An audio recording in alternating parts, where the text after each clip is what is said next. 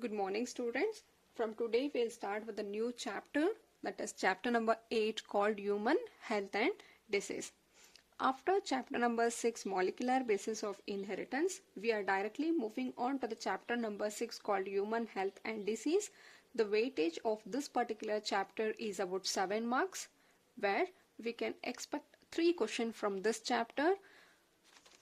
Out of these many topics, the common disease in humans and humanity, you can expect 1 question. From these disease, AIDS and cancer will expect 1 question, and drug and alcohol abuse 1 question. So totally 3 questions. Out of this, you'll get 2 mark 2 question, 3 mark 1 question. So totally it is 7 marks. Right? So now let us understand what we mean by health. Health for a long time was considered as a state of body and mind, where there was a balance of certain humor. So here it is a humor which is going to maintain the body and the mind.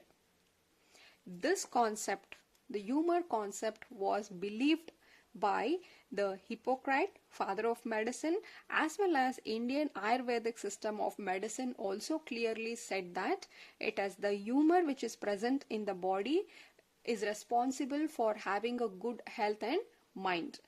So there are basically 4 substances present in the body. Those 4 substances, here you can see black bile, yellow bile, blood and flame. So these are the 4 substances which are present in the body, are referred as a humor. So humor here, it is a fluid which is found in the body. So balance of these will result in maintaining a health. If there is an excess of black bile, you can see an excess of a black bile belongs to a hot personality and would have the fever. See, these 4 humor which is present, this is actually going to influence the health, disease, temperament, personality. All these 4 things are influenced by the humor which is present. If a person is having an excess black bile, then he belongs to a hot personality and would have the fever. So this was believed for very long period of time that humors are responsible for the health.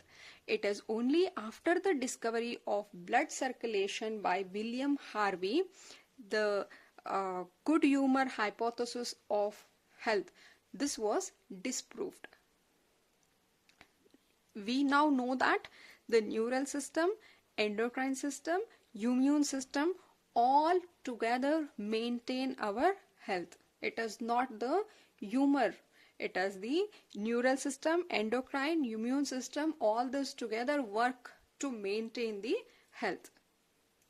And the WHO, World Health Organization, has given a definition for a health which states that health can be defined as a state of complete physical, mental and social well-being.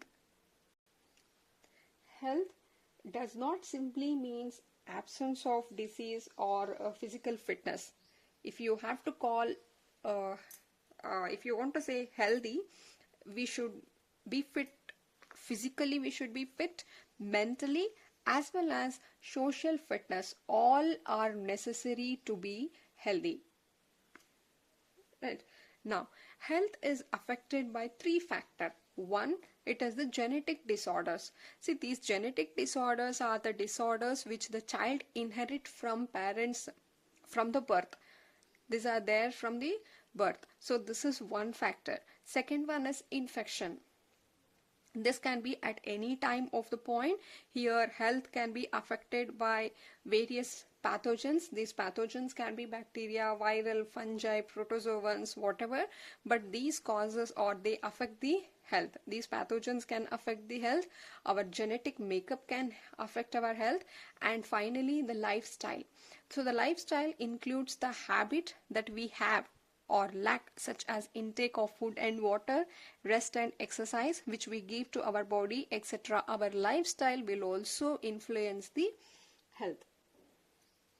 When people are healthy, they are more effective to work, which increase the productivity and bring economic prosperity. See, these are all interlinked. If a person is healthy, he can work more effectively. If work is done effectively, definitely it will increase the productivity. If productivity is increased, we will get good income. So that is how we are increasing the economic prosperity. The factors which are responsible for maintaining good health. So how can we maintain a good health? We now know that health, if we have a health, we can work effectively, increase productivity and improve our economic status. Then how to maintain this health? So first thing is a balanced diet. When we say balanced diet, these are the food which contain all kind of essential nutrient in an appropriate manner. See, in a food we need carbohydrates, proteins, fats, minerals, vitamins, all are essential in different amount. So when we take all this essential nutrient in an appropriate manner, we call such food as a balanced food. So balanced diet is very important. Second one is personal hygienic is important. Personal hygienic we should have, because there are many diseases which are caused through contaminated food, water. So our personal hygienic also influence our health, and regular exercise, meditation, yoga are necessary for maintaining the health. It improves the metabolic activity and thereby improve the health. Awareness about disease. See, only when we are aware of disease, we will be able to prevent it. See what type of diseases, how they are transmitted, or how to prevent it. So awareness is very much important in order to keep us healthy. Proper disposal of waste. All the waste material has to be disposed properly, because that can be a cause for diseases. Control of vectors. There are many diseases which are transmitted through a different agent, so we need to control those vectors. And maintenance of hygienic food and water. So these are all the factors which are responsible for maintaining a good health, right? Now, so disease. Now what is disease? Now we have seen the definition of a health given by WHO. Now let us see what is disease. Is the condition in which one or more organ of the body are not working properly. One or more than one organ is not working properly, and that is why it has been characterized by various signs and symptoms. So you call it as disease. The organism which causes disease are called as pathogen. If our organ is not working properly and if that is characterized by certain symptom, you call it as disease, and those agent which causes disease are called as pathogens. So disease can be broadly classified into two types. One, it is called infectious disease. Infectious disease, as the name indicates, these are diseases which are transmitted from one person to another person. It can be easily transmitted from an infected person to one more healthy person. So such diseases are called as infectious diseases. And the second type is called as non-infectious disease. So these are non-infectious, meaning which are not transmitted from an infected person to another person. So these are called as non-infectious disease. Say for example, if a person is having cancer, this is not transmitted from one person to another person. There are different agents which cause, but this is not transmitted from person to person. So that is called non-infectious diseases. So infectious diseases can be caused by the bacteria. If it is caused by the bacteria, you call them as a bacterial diseases, fungal diseases, viral disease, protozoan disease, helminthus diseases. Meaning bacterial disease are diseases which are caused by bacteria, fungal diseases are caused by fungi, viral disease caused by virus, protozoan disease caused by protozoan, and helminthus disease caused by helminthus. So now let us take some examples. So let us take the common diseases in human. So bacterial disease. One example for bacterial disease is typhoid. So typhoid is caused by a bacteria. It's a gram-negative bacteria called Salmonella typhi. So here we know that Salmonella typhi is a bacteria, hence this is the one which is causing typhoid, and this is the bacterial disease. This affects the small intestine and then migrate to other parts of the body through the blood. See, these Salmonella typhi are ingested orally. They survive in the gastric juice, then they will enter into the duodenum, of that is the first part of the small intestine. We are ingested orally. It has been taken. We take it orally, ingested orally. Then they go to the stomach where they survive in this gastric acid, and then they enter into the first part of the small intestine called duodenum, and then they are migrated to other parts of the body through the blood. They are transmitted by contaminated food and water. Usually you can see symptoms. See, the symptoms occur 5 to 21 days after ingestion, and also it depends upon the age, health, gastric acidity, and also number of organism which is invading. But the symptoms are usually occurred 5 to 21 days after ingestion.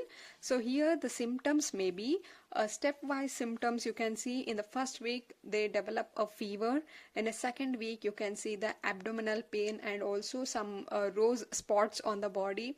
In the third week the intestinal bleeding, intestinal perforation starts. So here you can see symptoms. Apart from this, other symptoms may be like headache, loss of appetite, constipation. The symptoms are sustained high fever, very important, high fever, weakness, stomach pain, constipation, headache, loss of appetite, meaning they don't feel like eating, loss of appetite, intestinal perforation, and death may occur in severe cases. So these are the symptoms, and how to prevent it? By having a fresh water, sanitation, maintain hygienic, and even vaccination is available for typhoid. And typhoid fever is confirmed by a test called Widal test. Important, the typhoid fever can be confirmed by Widal test. A classic case in medicine, here we need to note a lady called Mary Malone, but her nickname is called Typhoid Mary. Typhoid or Mary Malone was an Irish-born cook, believed to have infected about 53 people with the typhoid fever, and Mary was a asymptomatic healthy carrier, meaning she didn't had symptoms for herself, but she was a healthy carrier.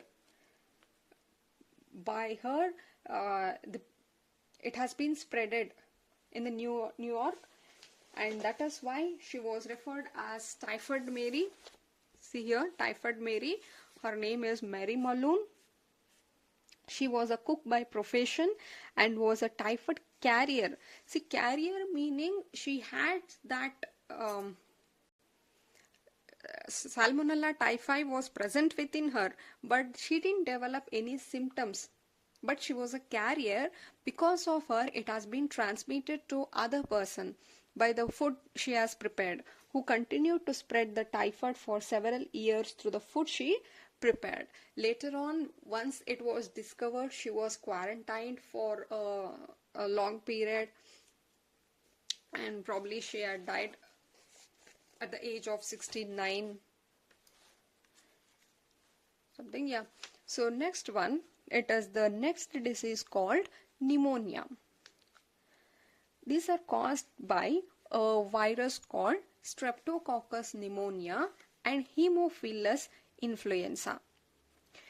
These causes affects the alveoli of the lungs, because we know that these are the cells which are responsible for exchange of gases. So the cells of the lungs are affected, and these are transmitted by droplet released by infected person sharing glasses and utensils.